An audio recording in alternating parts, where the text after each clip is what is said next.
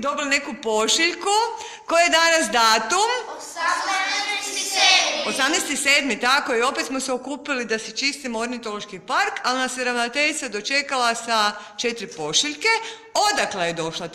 Odakle su došle te pošiljke, Gabi? Hrvatskog nogometnog saveza. Aha, a što su to oni nama obećali? Fotografije nogometaša. A zašto? Što smo mi to učinili?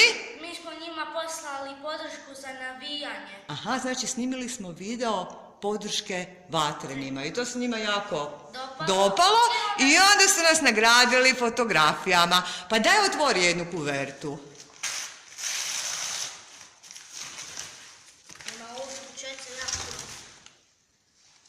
Ko je prvi? Čoruka, o.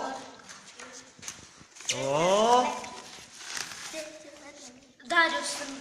O. Luka Modrić. Super. Ljudi, veliki pljesak za Hrvatski nogometni savez.